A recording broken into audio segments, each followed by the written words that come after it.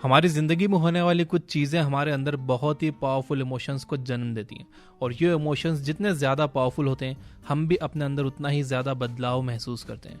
हम जितना ज़्यादा इन चीज़ों के बारे में सोचते हैं, जितना ज़्यादा इन पर फोकस करते हैं, उतने ही अच्छे से हमारा दिमाग इन चीज़ों की हूबहू तस्वीर बना लेता है।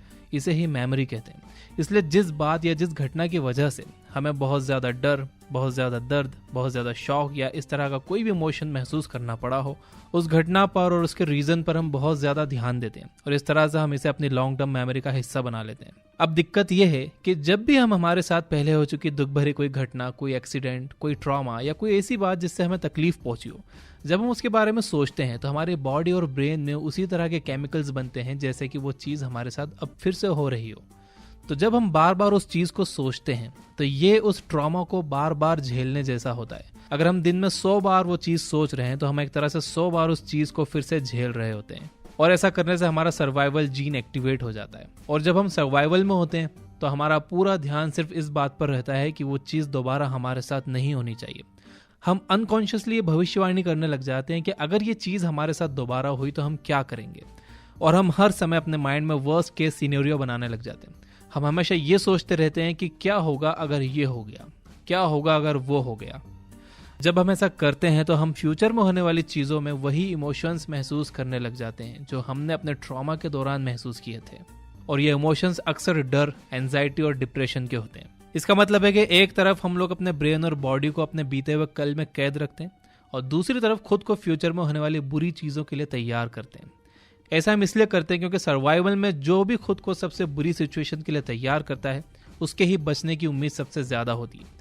यही वजह है कि भले ही हमारी ज़िंदगी में 10 बहुत ही अच्छी चीज़ों के साथ सिर्फ एक बुरी चीज़ हो रही हो, तो हम लगातार उस बुरी चीज़ पर ही अपना पूरा ध्यान देते हैं और उन 10 को भूल जाते हैं।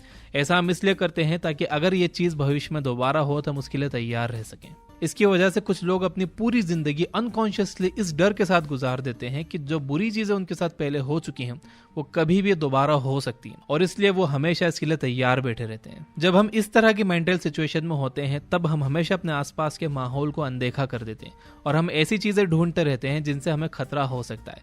ऐसा इसलिए होता है क्योंकि सर्वाइवल के दौरान हमारा दिमाग बहुत ज़्यादा चौकन्ना हो जाता है, बहुत अलर्ट हो जाता है। फिर हम अपने आसपास की चीज़ें ढूंढने लगते हैं जो किसी तरह से बाकियों से अलग या अजीब हो, और जब हमें कोई ऐसी चीज़ मिल जाती है तो हम दोबारा ट्रॉमा में चले जाते हैं जो कि हमारे दिमाग का ही बनाया हुआ होता है। हमें यह बात याद रखनी चाहिए कि यह प्रोसेस कॉन्शियस नहीं होती। ऑथर कहते हैं कि जिस तरह किसी कुत्ते को हड्डी दिखाने पर उसके मुंह में अपने आप ही पानी आ जाता है, उसी तरह इंसानों में यह प्रोसेस भी अपने आप ही होती है। ऐसे लोगों के आसपास का माहौल भी उन पर कई तरह के ऑटोमेटिक, ऑटोनॉमिक और फिजियोलॉजिकल इफेक्ट डालता है, और बायोलॉजी के पॉइंट ऑफ व्यू से देखें तो ये लोग दोबारा वही इमोशंस महसूस करते हैं जो उन्होंने उस वक्त किया था जब वो बुरा इंसिडेंट उनके साथ पहली बार हुआ था। बायोलॉजिकली वो बिल्कुल उस इवेंट में वापस आ जाते हैं। यही नहीं, वो बिहेव भी उसी तरह करते हैं जैसा उन्होंने तब किया था, क्योंकि ऐसा करने से वो तब बच गए थे। और इस पॉइंट के बाद वो अपनी जिंदगी में आगे बढ़ना बंद कर देते हैं और इस तरह उनका इवोल्यूशन रुक जाता है। इसका मतलब ये है कि आप अपने उस बुरे इंसिडेंट के इमोशन से अगर बाहर नहीं निकलोगे तो आप कुछ भी नया नहीं बना पाओगे, क्योंकि आपका ट्रॉमा, वो इंसिडेंट, वो हादसा हमेशा आपको बांध कर रखेगा। फंक्शनल ब्रेन के स्कैन करने पर यह पता चला है कि ट्रॉमा के बारे में दूसरों से बात करने पर इसके इमोशंस को कम किया जा सकता है, लेकिन इससे ब्रेन और बॉडी में ज्यादा बदलाव नहीं आते। आप इसके बारे में बात तो कर सकते हो, लेकिन जब तक आप अपने अंदर कुछ जरूरी बदलाव, कुछ फंडामेंटल चेंजेस नहीं लाओगे तब तक वो ट्रॉमा आपका पीछा नहीं छोड़ेगा। जब ये लोग अपने आसपास कोई ऐसी चीज देखते हैं जो किसी तरह उस बुरी घटना की याद दिलाती है तो फिर से वही इमोशंस महसूस करने लगते हैं जो इमोशंस उन्होंने उस बुरी घटना के दौरान महसूस किए थे। इस तरह बुरी यादें उन्हें लंबे समय तक परेशान करती हैं। ये प्रॉब्लम सिर्फ दिमाग की नहीं है, इसमें हमारी बॉडी भी शामिल है, क्योंकि हमारे इमोशंस हमारी बॉडी को पास्ट की बुरी घटनाओं के हिसाब से कंडीशन कर रहे होते हैं। हमारे पूरे दिमाग का सिर्फ 5% हिस्सा कॉन्शियस होता है, बाकी का 95% सबकॉन्शियस। इस वजह से ट्रॉमा से छुटकारा पाना और ज्यादा मुश्किल हो जाता है। ट्रॉमा की वजह से लोगों का मन उन सभी चीज़ों से हट जाता है जो उनके ट्रॉमा से जुड़ी हुई नहीं होती हैं। यहाँ तक कि उनके दिमाग में कोई ऐसी नई जानकारी भी नहीं जा पाती जो कि किसी तरह से उनके ट्रॉमा से ना जुड़ी हुई हो। वो नई इन्फॉर्मेशन लेना ही बंद कर देते हैं। वो सिर्फ वही चीज़ देखना पसंद करते हैं, वही इन्फॉर्मेशन लेना पसंद करते हैं जो उनके उस ट्रॉमा से जुड़ी हुई हो। ऐसा इसलिए होता है क्योंकि ये लोग उस वक्त सर्वाइवल मोड में होते हैं। सर्वाइवल मोड में इंसान हमेशा उन बुरी चीज़ों से चौकन्ना रहता है जो उसके साथ पहले हो चुकी होती हैं, ताकि अगर ये चीज़ें उसके साथ दोबारा हों तो वो इनसे बच सके। सर्वाइवल में उनका माइंड उनसे कहता है कि जो होने वाला है उसके लिए तैयार रहो, इस बार वैसा मत होने देना, इस बार खुद को बचा लेना। एनर्जी साइकोलॉजी टेक्निक EMDR यानी eye movement desensitisation and reprocessing पर हुई रिसर्च से यह पता चला है कि जब लोग EMDR थेरेपी के दौरान अपने बुरे एक्सपीरियंस को याद करते हैं तो उससे पैदा होने वाले नेगेटिव इमोशंस कम होने लगते हैं। और जब हम बिना किसी नेगेटिव इमोशन के बुरी यादों के बारे में सोचते हैं तो इसे ही विजडम कहते हैं। EMDR की मदद से हम अपने पास्ट के जाल से निकल सकते हैं और अपनी जिंदगी में आगे बढ़ सकते हैं। मैं यहाँ क्विकली बता देता हूँ कि EMDR थेरेपी कैसे की जाती है और आप ये बहुत आसानी से कर सकते हो। EMDR को समझने के लिए आपको पहले रैम स्लीप समझना होगा। जब हम सो जाते हैं तो हमारी नींद में एक स्टेज ऐसी भी आती है जब हमारी आंखें तेजी से राइट लेफ्ट घूमती रहती हैं।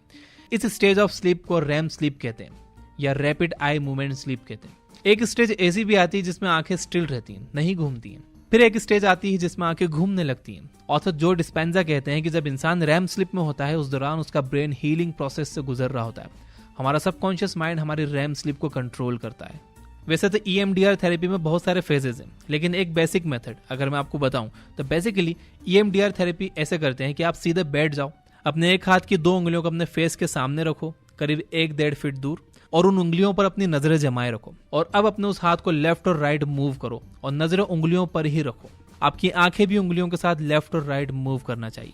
ऐसा करते हुए आप अपने ट्रॉमा के बारे में सोचो जो आपको परेशान कर रहा है, पास्ट के उस इंसिडेंट के बारे में सोचो, यानी कि आप अपने ट्रॉमा को लॉन्ग टर्म मेमोरी से निकाल कर शॉर्ट टर्म मेमोरी में ले आते हो और रैपिड आई मूवमेंट से उसे वॉश आउट कर देते हो। इस थेरेपी की एक वीडियो का लिंक मैं डिस्क्रिप्शन में दे दूंगा। ऑथर कहते हैं कि अगला तरीका है मेडिटेशन। अगर मेडिटेशन सही तरीके से किया जाए यानी पूरे इंस्ट्रक्शंस और सही इन्वायरमेंट के साथ तो इससे एंजाइटी और डिप्रेशन जैसे नेगेटिव इमोशंस को कंट्रोल करने में काफी मदद मिल सकती है। ऑथर कहते हैं कि ट्रॉमा की असली वजह बुरी घटनाएं नहीं होती हैं, बल्कि असली वजह तो वो इमोशंस होते हैं जो कि उस घटना की वजह से पैदा हुए हैं। अगर हम ट्रॉमा से पैदा होने वाले नेगेटिव इमोशंस को कम करते हैं तो हम खुद को अपने छोटे से कॉन्शियस माइंड से निकाल कर अपने ऑपरेटिव सिस्टम यानी कि सबकॉन्शियस माइंड में जाना सिखाते हैं।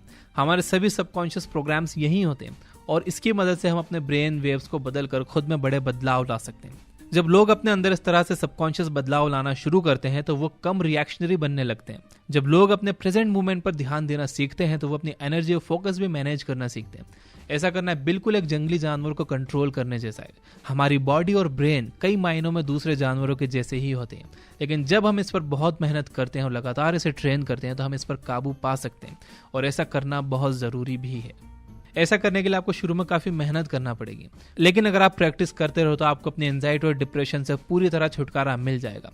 कई सारे ब्रेन स्कैन्स इस बात को साबित करते हैं। ऐसा इसलिए होता है क्योंकि जब हमारा पूरा ध्यान प्रेजेंट मोमेंट पर होता है तो हम कभी भी एंशियस या डिप्रेस्ड नहीं होते हैं। जब भी हम पूरी तरह से प्रेजेंट मोमेंट को जीते हैं तो हमें फ्यूचर या पास्ट की बेवजह चिंताएं परेशान नहीं करती हैं। इस तरह हम दोबारा अपनी बॉडी और ब्रेन पर काबू पा सकते हैं जो पहले हमें बांध कर रख रहे थे। जब हम लगातार इसकी प्रैक्टिस करेंगे तो हमारे ट्रॉमा को भले ही थोड़ी जल्दी या थोड़े समय बाद हमारा पीछा छोड़ना ही पड़ेगा और जब ऐसा होगा तो हम आज़ादी की बिल्कुल नई और बहुत स्ट्रॉन्ग एनर्जी को फील करेंगे। ये बातें मैंने आपको बताई हैं जो डिस्पेंजा की बुक इवॉल्व योर ब्रेन से। वीडियो अगर इन्फॉर्मेटिव लगी हो, आपके लिए हेल्पफुल लगी हो या आपके दोस्त, आपके रिलेटिव, किसी के लिए भी दुनिया में अगर आपको ये वीडियो हेल्पफुल लगी हो तो बदले में बस एक लाइक कर देना और हमेशा पढ़ते रहिए, ग्रो करते रहिए। पढ़ने की आदत डालना है तो ये बुक ऐप डाउनलोड करिए। हमने वहाँ पर दुनिया की बेहतरीन बुक्स को, नियरली 500 बुक्स को हमने समराइज कर दिया है हिंदी में और आप वहाँ पर उसे पढ़ भी सकते हो और सुन भी सकते हो। इस पर अभी ऑफर चल रहा है। आप इसका 999 का ईयरली प्लान ले सकते हो 699 में। आपको प्रोमो कोड यूज़ करना होगा ये book 699। Finally, you guys are amazing. Keep reading, keep learning, keep growing. Thank you for watching.